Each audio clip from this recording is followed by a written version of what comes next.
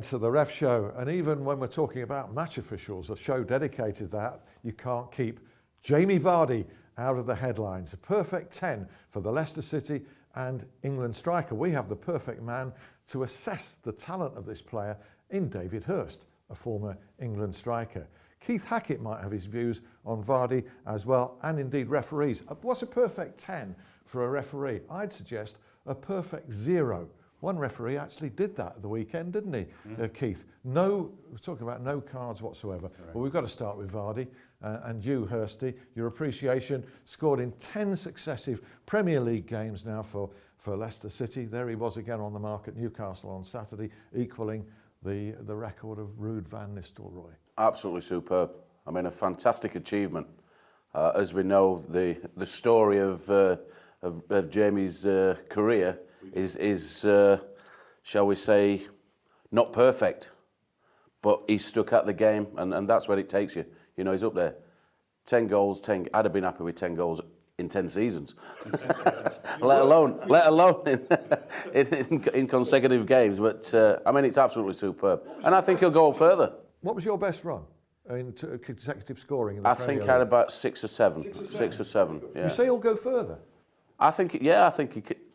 On Saturday, I was sat there, and I said to a few people, you know, I think there'll be a penalty in that game, and Jamie Vardy might take it. It didn't happen that way. He took a great goal. Had a few chances before that. You know, he's creating opportunities. He'll go for, you know, he hasn't got 10 goals with 10 chances.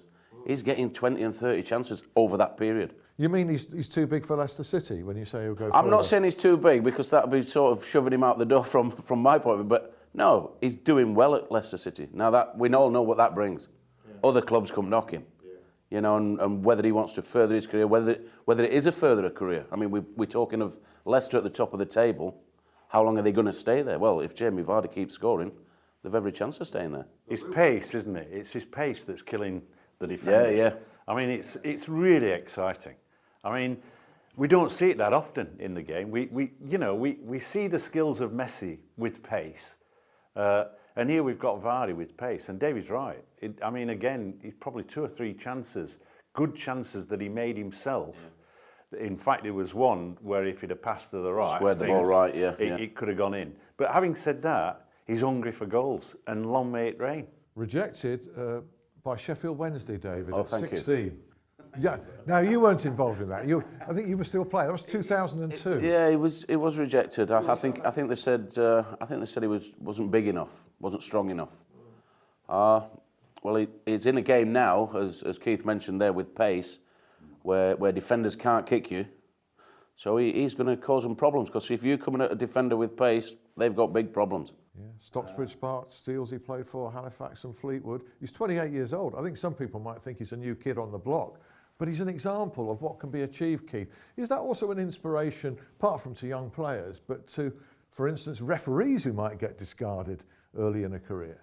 I think it should be. I mean, you know, we've had referees that have dropped out of the Premier League for a season or more and been afterwards very successful. I mean, our own Yuri Rennie was one that dropped down for a season because he'd lost a bit of form, came back and was a stronger referee. So I think that opportunity exists.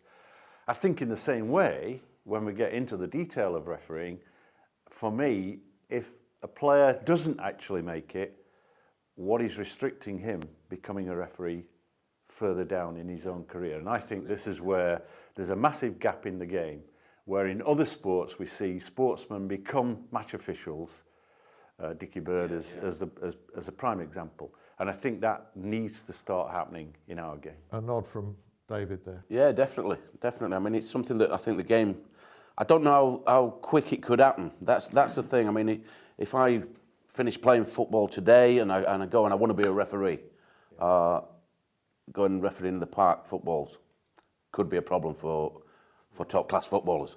You know, if you're going out there and there's crowds there that from the opposition sides that you've ever played for or against, it's going to make it quite difficult in there, as opposed to a guy off the street, if you like, or nobody knows refereeing that same game. Yeah, pressure. Look at the X Factor. The X Factor takes people out of the normal community. You don't watch that, do you? I do occasionally. And what you've got is you've got someone who's quite an adequate singer, but not being given the chance. Yeah. And over a period, he's coached and then suddenly wins and becomes a star. Now, for me, I think that aspect ought to come into refereeing. And that is, I believe, if you've got people who have experience of refereeing, could actually coach, take a group of ex-professional players and bring them through.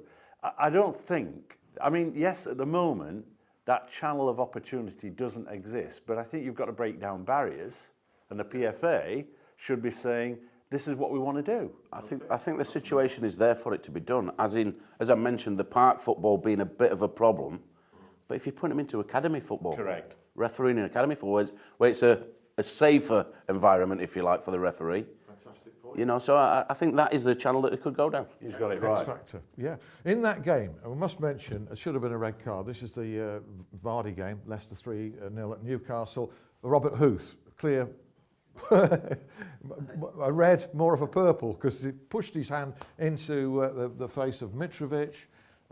Not missed, behind the back of the referee, Keith. Well, in the game, you saw Mike Jones, the referee, suddenly, through his experience, something's gone off. And of course, I think he was let down by the assistant.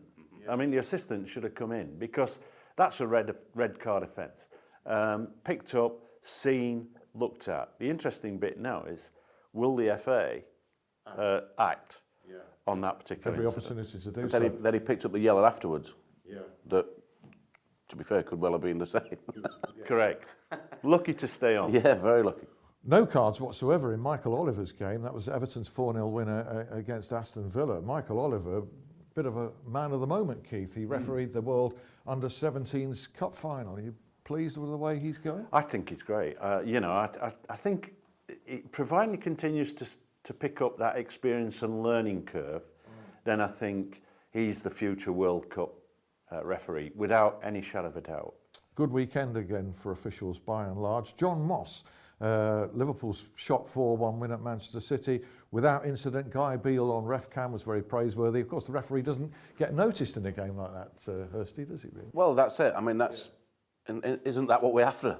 We're not going to the game to watch the referee. He played one or two excellent advantages. I mean, he's got everything going, and in fairness, he put a bit of pace in. He's not got the greatest running style, but you did see him trying much harder to get there and to be in good position. Bobby Madley, Manchester United's 2-1 win at Watford again. Glenn Turner on ref cam was very praiseworthy of Madley. Less so of one of the assistants, Mick McDonough, who Glenn Turner said, quotes, lacks a team ethic. That's pretty damning criticism of a match official, that, isn't it? Team ethic is important. The one thing about Glenn Turner was he was an outstanding assistant referee, but at the same time a terrific member of the team. And all our referees wanted Glenn Turner in the same way that referees now, I'm sure, want Darren Cant. One for that assistant to heed. Mark Clattenburg, usually only 2 or 3 yellow cards. Actually, by surprise, I checked this, there were 5. I'm sure they were justified in his game. That was West Brom's victory over Arsenal. But the big talking point was the award of the penalty, which Arsenal missed, which was a great award, wasn't it? A real spot. I mean, if you look at Mark's, we've said it all the time, if you look at his movement around the penalty area, he's working hard to get the right viewing positions. And hey, have we talked about grappling? Absolutely. And here it was, and there he was awarding the penalty It would kick. have been missed by many a referee. It was slightly obscure, but he got it. And then this penalty, Hirsty, where he completely missed. When you saw it a second time, you could see more of the reason. I think we've seen that a few times. I think David Beckham did it. I think David Beckham did it in a game. John Terry's done the same, slipped. Yeah, an awkward one. Obviously, on sure footing. You think he's just scooped it over the bar or whatever in slipping, but actually, he's kicked it 1 foot against the other. Correct. And of course, the correct award then, and this is where Mark was brilliant, he restarts with an indirect free kick. That everybody thought was a penalty again. He thought they were retaking the penalty when he's pointed. Yes. Didn't they? How did he spot that real time? Because I can only see it on replay. It's just alertness and awareness. I mean, he's been now for 2 years a consistent referee, top of the form. You know, he wants that. He's hungry for that appointment to the Euros. Yeah. He's under challenge from other referees to get that appointment. But nonetheless, for me, he's nailed on. just to wrap up this half. But in the second half, we'll talk about heading. Now, there shouldn't really be, in the view of many people, I'm sure Hirsty for one, even any debate about removing heading from football. We might be heading in a direction nobody wants to see for medical reasons because of an action in America. We'll talk about that in the second half. But just to wrap up, Craig Pawson, Chelsea 1, Norwich 0. Both teams, according to our experts, had good penalty claims rejected in that game. Lee Mason's Stokes victory at Southampton, a missed penalty for Southampton late on. We might get to touch on these in the second half of the ref show. There was a touchline brawl which escaped attention in that. And Swansea's 2-2 draw with Bournemouth. That was Andre Mariner. Swansea's penalty level. Mark Halsey felt the Swansea player tripped himself. Cheers, chaps. Join us for the second part.